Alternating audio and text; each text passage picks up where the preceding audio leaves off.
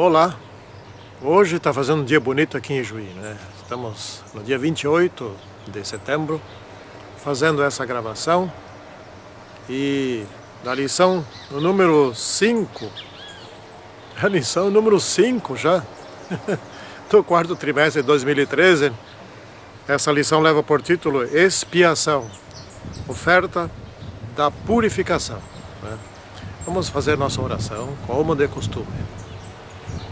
Santíssimo e poderoso Deus, esteja conosco nesses momentos, seja agora na gravação deste vídeo, seja nos momentos em que alguém estiver assistindo. Em nome do Senhor Jesus Cristo. Amém. Muito bem, então nós vamos estudar aqui. O assunto não é assim tão fácil, não. É um assunto muito detalhado, né? Muitos com significados, com ensinamentos. E certamente nós não vamos esgotar esse assunto aqui, não é? Nós estamos tentando reduzir o tamanho dos vídeos, porque estava chegando até 20 minutos, nós queremos ver se a gente consegue ficar até no máximo 15 minutos, entre 10 minutos a 15 minutos. Então o verso para memorizar aqui é assim, que eu vou ler, não é? Porque eu não memorizo muita coisa não. Sabendo que não foi mediante coisas corruptíveis, como prata ou ouro, que fostes resgatados do vosso fútil procedimento, que vossos pais vos legaram, mas pelo precioso sangue, como de cordeiro sem defeito e sem mácula, o sangue de Cristo. Então, só escutem bem, olha só. O que é pecado? Pecado é uma desobediência à lei de Deus, né? Está certo? E aí vem Deus querendo perdoar. Mas o perdão de Deus não é um perdão barato como esse nosso perdão que nós damos para nossos filhos, né? Quando o filho faz uma coisa errada, aí o filho se arrepende, pai, me perdoa, só dessa vez, não sei o que, aquelas coisas todas, né? O pai, tá bom, vou te perdoar essa vez, viu? Senão, na próxima vez vai ficar de castigo. Isso é um perdão barato, isso é um perdão, como é que a gente diria aqui no sul, assim, um perdão meia tigela, não é? Não vale nada. Isso é um perdãozinho. Qualquer um pode. No céu, isso não é aceito como perdão. Aqui entre nós, até a gente aceita. Seria perdão mesmo? Vamos supor que para aquela arte que a criança fez, o castigo fosse ficar no canto durante meia hora. Ali, ficar no canto, sentado no canto ali, no cantinho da meditação, né? E olha que isso funciona. Falta os pais aplicar isso, né? Tá bom, o papai vai te perdoar desta vez, então você vai ficar sentado no sofá, assistindo o pai ficar ali acrocado ou posicionado no cantinho do castigo, por meia hora. O pai vai ficar no teu lugar, e por isso o pai vai te perdoar. Aí seria perdão. Isso é que é perdão. No caso do ser humano, o perdão para o ser humano só é possível porque o Filho de Deus ficou em nosso lugar, morreu em nosso lugar, derramou o seu sangue em nosso lugar, o seu sangue vivo. Essa que é a questão, isso que é perdão. Outro perdão, tá bom, vai, dessa vez passa. Isso não é perdão. Isso se chama impunidade, isso é acostumar a fazer o mal, não é? Mas no céu, nas coisas divinas, não existe impunidade. O que existe é, na realidade, Deus assumindo o nosso pecado e morrendo por nós. É assim que funciona no céu. Vamos adiante que nossos estudos, que essa semana os estudos não são lá muito simples, né? Não são muito fáceis, não. Então, no caso, haviam 3 classes de pecados, né? Todos os pecados, grandes ou pequenos, ou de uma classe ou de outra, se não forem perdoados, levam a um só destino: morte eterna. Só um destino. Só tem esse destino, né? Morte eterna. Todo pecado tem que ser perdoado.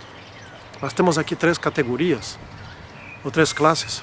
Um é o pecado que as pessoas fazem sem intenção de fazer, sem planejar, sem pensar. Quando viram, fizeram. Esse é um pecado menos ofensivo. É mais fácil a gente se arrepender dele, né? Outra categoria de pecados são aqueles que são feitos repetitivamente, ou intencionalmente, ou com planejamento, ou com vontade de prejudicar alguém, ou de, enfim, criar um mal, alguma coisa assim. Esses são mais difíceis de serem perdoados.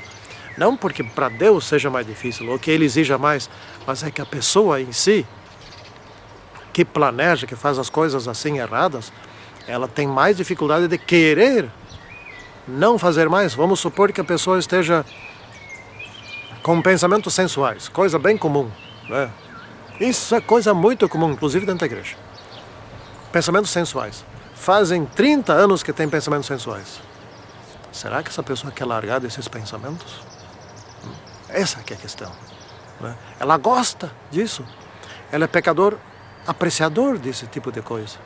Aprecia, gosta, lhe satisfaz, faz bem para ela, né? Será que ela vai querer gostar, vai querer largar? Vai querer pedir para Deus, Senhor Deus, me ajuda a superar isso?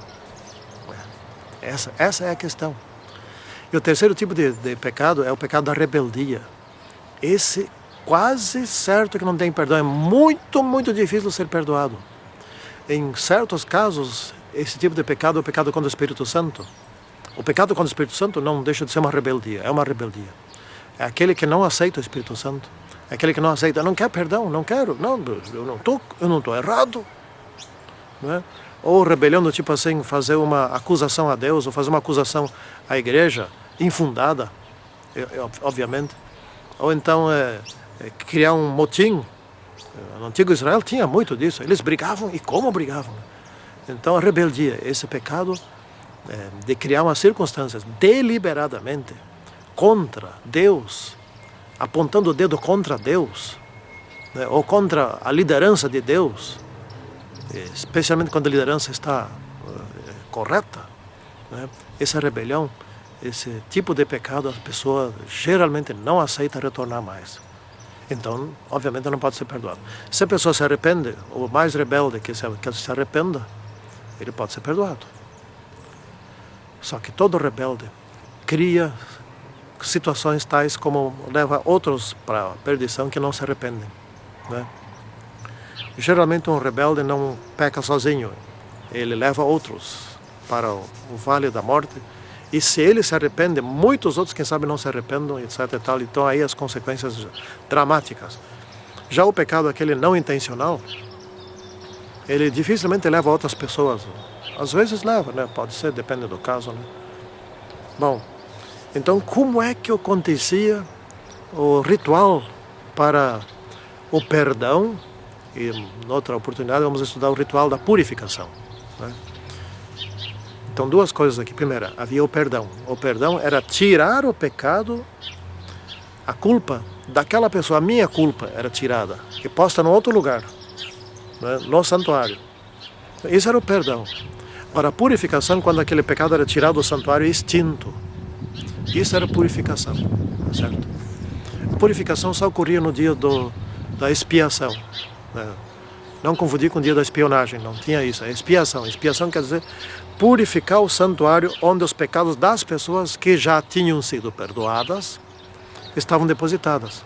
No caso, no céu, os nossos pecados estão depositados não em forma de sangue, mas sim em forma de um registro, uma anotação, um escrito, num determinado livro. Cada um tem lá seu livro, né? E tem lá registrado, fulano tal, data em tal horário, etc. tal, fez isso, isso, isso e aquilo ali, que está errado. E do lado, dependendo do caso, se a pessoa se arrependeu, está escrito assim, perdoado. Mas o registro continua, está escrito perdoado, a pessoa está livre daquele pecado. Mas o registro lá continua, então ele precisa ser purificado. Isso nós estudaremos noutra ocasião. Mas para ser perdoado, então como é que era o ritual? Haviam dois rituais. Um ritual era para as pessoas comuns, indivíduos comuns, ou os príncipes, né? E outro ritual, um pouquinho diferente, era para o sacerdote ou para a congregação, se ela cometesse algum pecado em conjunto, em grupo. A congregação, o sacerdote fazia parte da congregação, então era esse mesmo ritual, tá certo? Vamos para o primeiro, Vamos ver então no caso de uma pessoa comum ou um príncipe.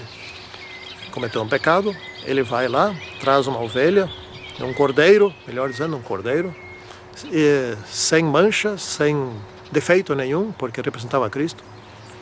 Aí colocava suas duas mãos sobre a cabeça do cordeiro e confessava o seu pecado sobre aquele cordeiro. Nesse ato, ele estava simbolicamente transferindo o seu pecado sobre aquele cordeiro. Então ele mesmo pegava uma faca, né, e cortava a jugular do cordeiro. O sacerdote coletava o sangue, né, e pegava daquele sangue e colocava sobre as pontas do altar externo, né, e depois eles queimavam a gordura e a carne e o sacerdote comia daquela carne, né. Então se contaminou o altar e o sacerdote. Onde estava aquele pecado? Estava no altar e no sacerdote, não mais com o pecador, né? Então foi transferido, o pecado foi transferido para outro lugar. Então quando o sacerdote entrasse no lugar santo, ele contaminado com o pecado daquele outro pecador, que já estava perdoado, ele contaminava também o lugar santo, né? Então assim ia transferindo o pecado do pecador para o santuário. Isso simboliza que cada vez que eu peco, alguém registra lá no céu, registra lá no céu o meu pecado. E o meu pecado é transferido para lá na medida em que eu me arrependo. Daí eles escrevem do lado, perdoado, mas ainda continua escrito a minha sujeira que eu fiz. Bom, esse for o sacerdote, ou o povo em geral, do qual o sacerdote faz parte, porque quando todo o povo peca, não quer dizer que todos 100% têm um pecado, mas tem feito alguma rebelião lá, alguma coisa lá errada em conjunto, e o sacerdote não tenha feito aquilo ali, mas o sacerdote faz parte do povo. Então, como foi o povo em geral, o sacerdote ele não pode ele mesmo carregar o seu próprio pecado para dentro do santuário, ele mesmo defender a si próprio, né? Ele não pode fazer isso, né? Então o ritual era um pouco diferente. Era tomado um cordeiro, né? O sacerdote confessava o pecado do povo sobre a cabeça daquele cordeiro, ou então, no caso, se fosse o seu próprio pecado sobre a cabeça do cordeiro, imolava o cordeiro, cortando a jugular dele, coletava o sangue, né? Queimava o cordeiro e levava aquele sangue, sempre mexendo porque senão coagula, né? Para dentro do lugar santo e colocava com o dedo nas pontas do altar do lugar santo. Ele não comia carne, ou seja, ele já estava contaminado, então não podia se contaminar de novo. Ele já estava contaminado, ou seja, já havia contaminação dele, então não precisava dessa vez comer da carne do cordeiro para se contaminar. Ele já tinha culpa nele, né? Então, porque faz parte do povo, então porque ele mesmo tinha pecado, né? Então ele levava aquele sangue para dentro do lugar santíssimo, simbolizando que o sangue foi parar no lugar santíssimo. De alguém do povo comum ou de um príncipe, o pecado contaminava o pátio externo e contaminava o lugar santíssimo e por conseguinte o santuário todo, né? Via o corpo do sacerdote que se contaminava comendo aquela carne contaminada de pecado, né? Vamos dizer como se fosse um vírus, né, que entrou na carne e o sacerdote comeu e o vírus passou para ele e ele passou lá para dentro do lugar santíssimo, de lá o vírus saiu e ficou grudado no lugar santo, não santíssimo, tá certo? Então assim que funcionava, quer dizer, é bem simples, haviam dois rituais, né?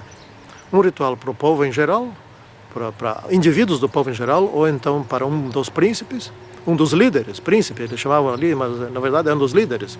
Lembra que Moisés constituiu líder sobre 10, sobre 50, sobre 100, sobre 1000 e sobre 10.000, né? Esses quando cometiam pecado, tinham o seu ritual, que nem o do povo, que nem o indivíduo do povo. E o povo em geral, em conjunto, ou o sacerdote, tinha um outro ritual, simples, bastante simples, né? A regra aqui é simples, é bem simples, veja bem. Para eu ser perdoado, eu tinha que transferir o pecado para algum outro lugar, não era simplesmente apagar o meu pecado, eu tirar, não, tá bom, tá perdoado. Não era assim. Deus assumia o pecado. né? Nesse caso era assumido por um cordeiro, e o cordeiro tinha que ser morto em lugar do pecador. Então o pecado era simplesmente transferido para ser perdoado. O pecado não desaparecia, né? Então ele ia parar dentro do lugar santíssimo, né? Lugar santo, do santuário, né? O santuário é composto de três áreas. A parte externa, né? Onde havia o altar e a pia, e duas partes internas, o lugar santo e o lugar santíssimo, né? Então o santuário constituía tudo isso, né? Então contaminava o santuário. Eu estava limpo, eu estava perdoado, eu não ia morrer mais por aquele pecado, mas o santuário estava, minha culpa estava lá no santuário. Então um dia desses teria que fazer a purificação do santuário para que se extinguisse esse pecado totalmente, né? Isso nós vamos estudar na próxima lição. Então estude bem essas lições, porque vale a pena estudá-las. São lições fundamentais, importantíssimas, para nós entendermos o ministério do Senhor Jesus Cristo. Que assim seja com todos nós, que nós estejamos limpos dos nossos pecados, perdoados, porque nós basta pedir perdão, porque Jesus já morreu por nós, como aquele cordeiro. Jesus já morreu e agora Ele está disposto, com vontade, mas com vontade mesmo, de nos perdoar e depois, quando chegar a nossa vez, de apagar aquele pecado, e daí nós está purificado tudo e não existe mais lembrança de pecado da nossa parte. Seremos salvos então. Santíssimo Senhor Deus que estás nos céus, que graça maravilhosa é a ciência do perdão. Que nós possamos entender essa ciência. Ela não é complicada, mas ela é detalhada. E em síntese, a ciência do perdão é assim: eu peco, e depois eu peço perdão, e nesse perdão o meu pecado é transferido para o santuário. E de lá, num determinado dia, ele é extinguido. Pronto. Santíssimo Deus, faça com que nós entendamos isso, porque é simples o perdão. Jesus morreu para que nós pudéssemos ser perdoados. Em nome do Senhor Jesus Cristo. Amém. Tchau. Estudem bem essas lições. São um tanto complexas, mas se a gente estudar bem, ela deixa de ser complexa, passa a ser simples. Tchau.